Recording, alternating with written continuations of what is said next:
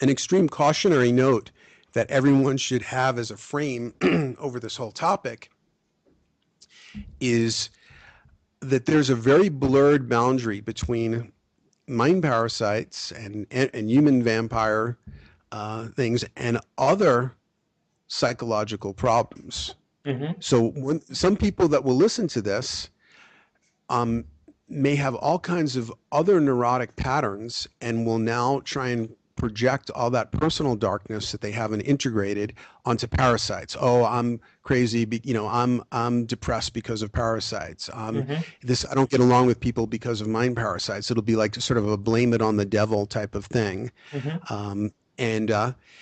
So we have to be very careful about that, because it takes some real discernment skills to know where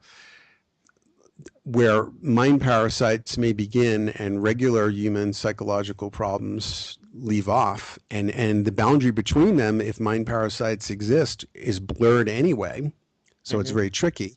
And it becomes very tricky in the case of the human parasites, because we have on a spectrum, we have the conventional version of human parasites, which are totally well evidenced, and we can all see it work and nobody could possibly deny. And we can just call those versions energy sapeurs. So like, this is the person at a party who wants to hold on to your attention more than you want to give it. And basically any, like for example, a drama queen is an example, a variant of an energy sapper. It's somebody who tries to pull you into the vortex of their dramas and their soap opera. And basically they're trying to capture your attention. And the price for that is that you feel exhausted and you're distracted from other things. And they can never be quite filled up, because these are people who want attention and other people's energy in a way that never seems to satiate them. They just want more and more of it. So this is like a certain type of high maintenance, energy sapper type of person. And I give examples of this. There's an essay on my site called Energy Sappers, and I talk about a couple of people I've met who are just, created huge social friction for themselves and for others, especially by their energy sapper approach. Like one strategy for an energy sapper is they'll take somebody who has knowledge about things, somebody like myself, and then they'll just start asking a series of totally basic questions. And of course, if you're like a former school teacher like me, you'll tend to feel obliged to keep answering these. And really, they're not interested in the content. They're just getting you talking and getting your energy directed and attention directed at them. So that's one side of the spectrum where we have human beings clearly acting as parasites. And of course, a whole nother vast subject is in the financial sphere, where there's a disproportionate number of psychopaths. And I get into this in an essay on my site called Foxes and Reptiles, Psychopathy and the Financial Meltdown, that a key parasitism that's going on, a human parasitism, is that people who lack conscience and are psychopaths, or what I call situational psychopaths, go into high finance, and they can feed off of our energy through financial manipulation, which is a very efficient way to do it, after all, since money is just the social consensus version of energy. And we have people, so we have people in very conventional ways acting as parasites.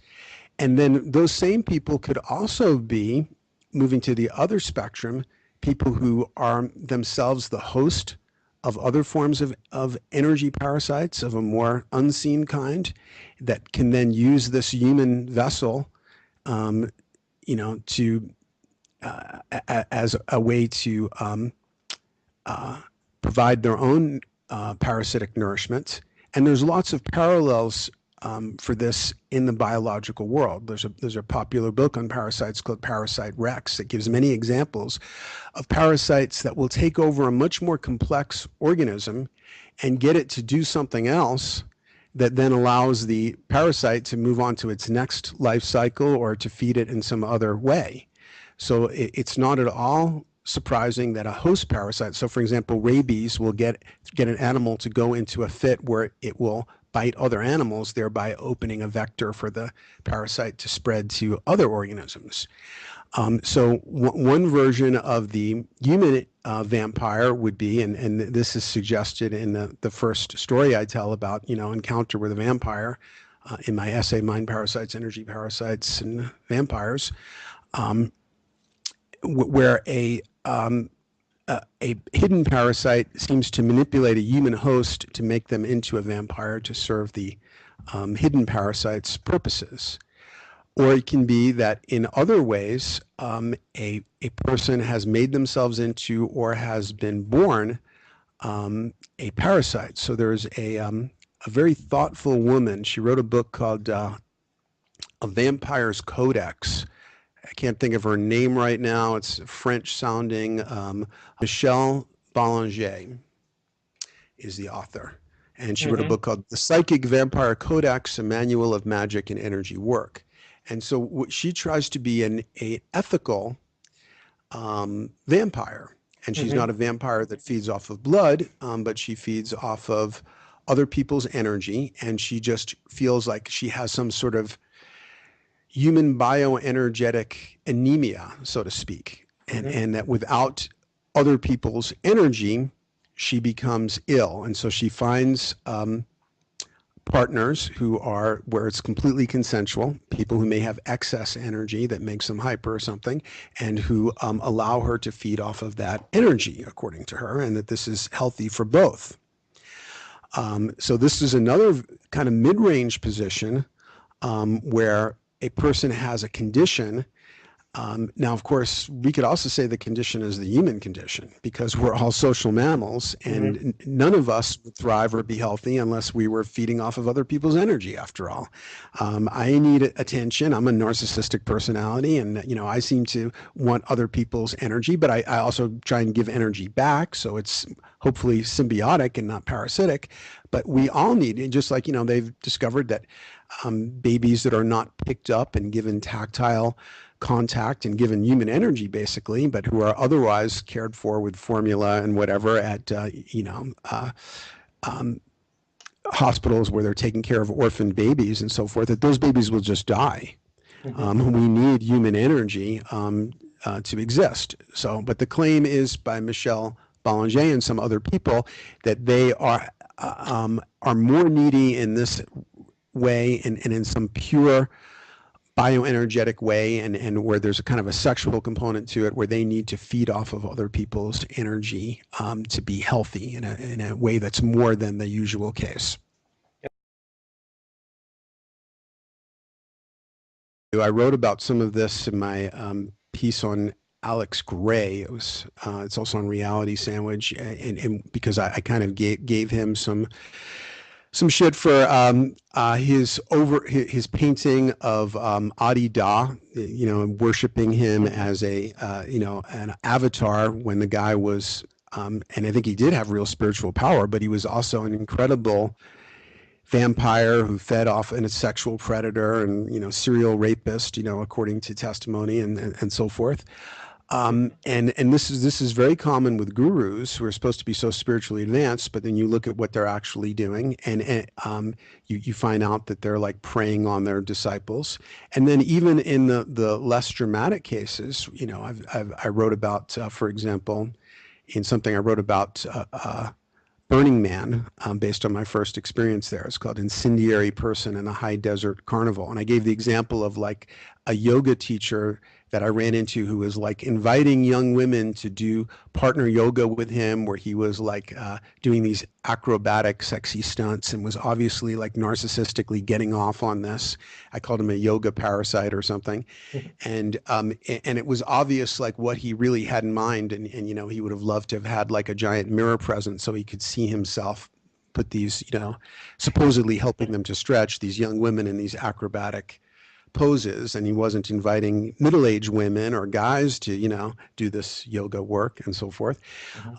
And so you definitely have human parasites, and this comes up also in the literature about psychopaths, will often there's a disproportionate number of psychopaths, it seems, in high finance, but also in other fields where there's a lot of energy being transacted, and they may also like to put themselves into positions of religious or spiritual power, because for one thing, if somebody is a member of your sect or cult, then you tend to trust them because they're part of a system that you're part of. But also that can be used as the camouflage for what's really a vampiric agenda, like in those cases that you've observed as well. Mhm. So it serves many purposes to be in that mode. But I also think that energy vampirism and energy sappers are on the rise compared to many other cultures because of modern themes of alienation. It's just like you said that plants get along better when they're in a diverse group with other plants, and also like the saying that takes a whole village to raise a child. Mhm. Only what's happened is that more and more people are living alone than ever before. Fewer and fewer people feel part of a real community. That like maybe they hung out with people in high school, then they went to college with a different group of people, then they got, 10 different jobs in different locations, and the people that they're actually hanging out with, they may have only known for a few months or something at this point.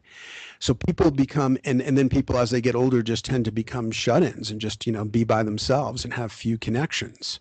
So because people are not getting the nourishment they need from real communities, and even modern romantic relationships tend to be based on mutual advantage, which is really just no better than the honor that exists between thieves. It's just something, right now I rub your back, you rub my back because it feels good right now. But maybe 2 weeks from now, somebody hotter comes along, and I'm just a free agent, so I just move on to somebody else, or they move on to somebody else.